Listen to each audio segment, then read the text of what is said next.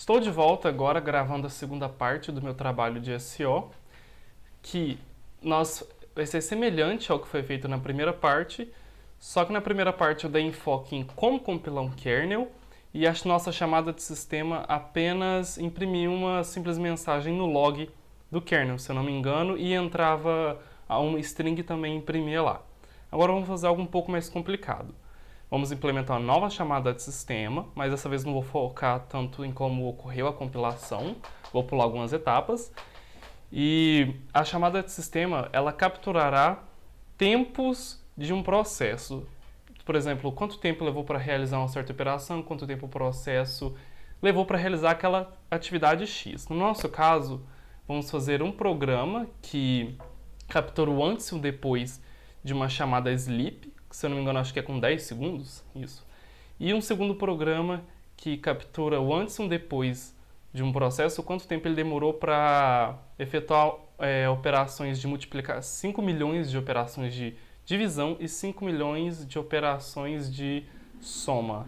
E depois vamos comparar o quão custoso isso é para o computador, para o processador, se é a soma ou a divisão, e fazer a comparação desses tempos. Bom, na primeira parte eu mostrei que na compilação do kernel eu obteria esses arquivos, o kernel compilado, as suas imagens e assim por diante. Vamos começar por onde eu implementei a chamada de sistema. Vamos lá então lá na tabela. Lembra lá da tabela? Eu fui lá na tabela outra vez e vim aqui e coloquei esses dados na tabela de chamadas de sistemas. É o mesmo número, eu simplesmente substituí a da anterior e coloquei essa, né? Eu vim aqui definir o número dela, coloquei aquela do tipo comum, ou seja, tanto para a arquitetura 34 quanto 62, o nome dela e o nome dela seguido por esses parâmetros. Depois eu fui lá e implementei ela no arquivo sys.c, lá dentro da pasta kernel, que fica dentro do kernel. Nessa chamada de sistema, ela receberá o parâmetro PID, que é o PID de um processo válido, e também uma estrutura do tipo proctimes, que é uma estrutura que eu defini lá no arquivo syscal.h, que contém dentro dessa estrutura mais 3 estruturas do mesmo tipo, que dentro deles guardam o PID do processo, o nome do processo e certos tempos, como o início, o tempo real, o tempo de usuário e o tempo de sistema.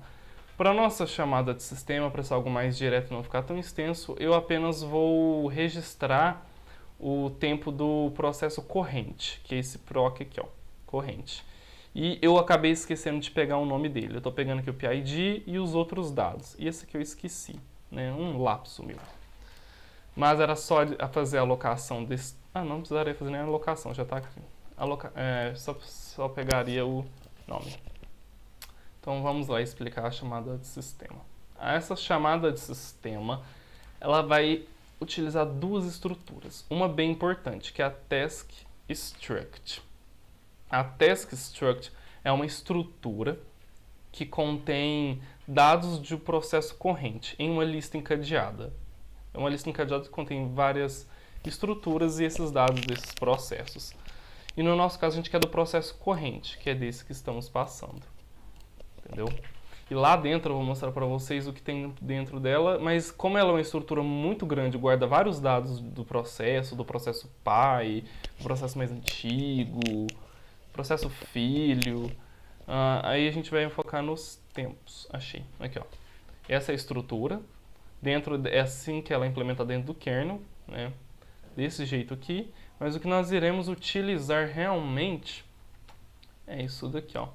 Esses tempos aqui, ó. Tempo de usuário, tempo de sistema e o tempo de início. Tem aqui também o tempo real, mas ali eu utilizo uma outra estrutura para pegar. E aqui também tem o PID, né? Cadê? PID.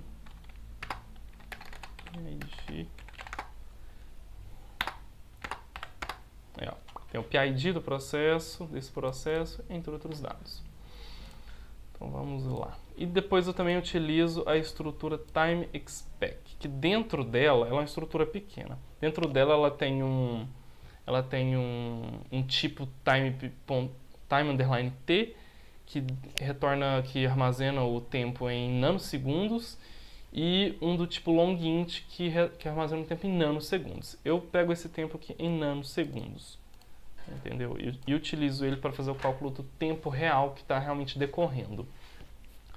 Primeiro, eu declaro as estruturas, depois eu jogo da getTimeOfDay, que é uma função que retorna a hora do dia, a hora do dia, dentro de uma estrutura do tipo timeSpec, que é aquela que eu falei que tem duas variáveis, uma do tipo timeT e outra do tipo longInt.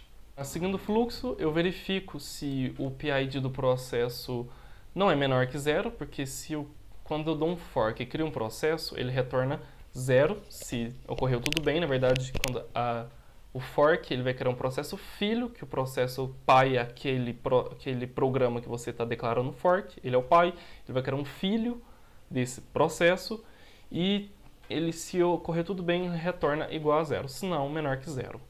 E se retornar menor que zero, retorna esse menos enable. Se eu não me engano, é um define lá em cima de erro, um objeto, algo assim do tipo. Está lá em cima. Depois eu pego os tempos que eu quero, né? Eu pego o tempo de início lá da estrutura da task struct, pego o tempo de início, o tempo do usuário, o tempo do sistema. E esse tempo real eu pego essa variável início, que na verdade pega o tempo da função getTimeOfDay aqui. E basicamente essa é a chamada de sistema do kernel. E depois que eu fiz isso, eu segui aqueles passos. Fui lá dentro do terminal e executei sudo make install modules e tananã para compilar. E eu não vou fazer isso agora, porque já tem um vídeo que eu mostro detalhadamente esses passos. Agora vamos para o teste desses programas. Para testar a chamada, eu utilizei dois programas. O primeiro programa, cadê o console? Aqui. O primeiro programa, eu declaro o número da minha chamada de sistema, né? Paga esse que eu não estou utilizando. Estou utilizando de cima. O número dela, que é 335 lá na tabela. Eu declaro as mesmas estruturas que eu utilizei lá. Venho aqui e declaro umas variáveis que irei utilizar, de inteiro e longo inteiro. E crio um processo. Crio aqui dentro o filho desse processo aqui corrente. E verifico se deu tudo certo, se criou. Se não criou, já retorna erro. Aí, igual a zero, quer dizer que ele criou o processo filho. Por enquanto, eu não coloquei processo filho fazer nada. Toda a lógica do programa está sendo executada no processo pai. Porque se eu colocar aqui fora, essa é uma área utilizada por ambos os processos, tanto pai ou filho vão utilizar. E o filho tem tem uma cópia de tudo que o pai tem, eles ficam executando, concorrendo com o outro, e na hora de exibir a mensagem, iria exibir muitas informações. Aí eu deixei que só para o processo pai executar tudo. Aqui eu chamo a chamada de sistema, eu criei lá minhas estruturas, minha estrutura time, de tempo 1 e tempo 2 para capturar. Eu capturo o tempo antes da execução da sleep, que vai parar esse programa por 10 segundos, e depois eu capturo esse tempo após esses 10 segundos. Vamos testar. cc prog 1. Executando, .out. Aí ele está executando, ó, eu sou o filho. Às vezes ele não executa o filho primeiro, isso eles estão concorrendo. Ó, ele já avisou, eu sou o filho.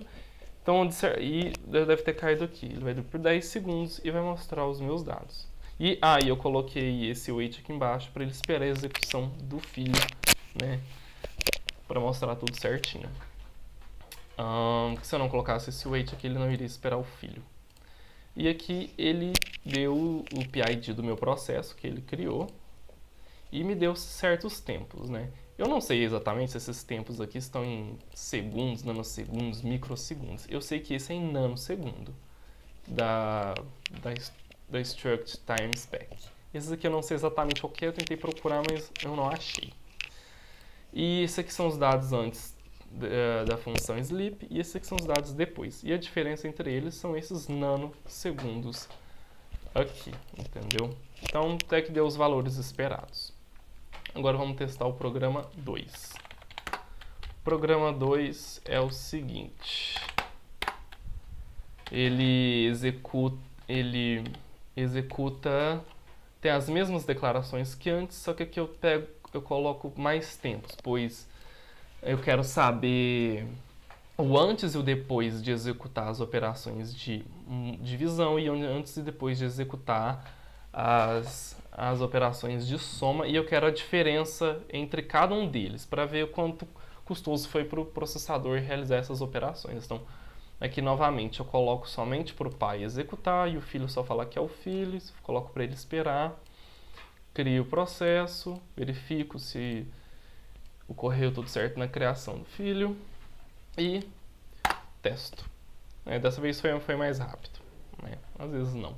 Às vezes ele dá alguns tempos, às vezes não também. Isso varia em relação ao tempo do sistema e o tempo do usuário. Como vocês podem ver, esses aqui são os dados do antes da divisão, que ele executou 5 milhões de divisões e aqui 5 milhões de somas. Antes da divisão foi este tempo, depois da divisão foi este tempo. Você viu que foi bem superior. Aqui começa com 58 e aqui começa com 53. E a diferença deles foi essa.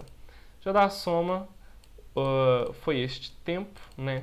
Ele executou isso depois, executou isso daqui, por isso os valores são bem semelhantes, quase que iguais. E depois da soma foi este. A diferença deles não são tantas, como vocês podem ver, né? A diferença aqui começa com 2 e aqui começa com 4. Então, dá mais trabalho para o processador realizar divisões do que o soma, né? Que dá para concluir. E esses são os resultados, tanto da divisão quanto da soma dessas variáveis aqui. Se não me engano, todas são do tipo long int, menos as divisões, pois pode ocorrer valores quebrados. E é somente isso.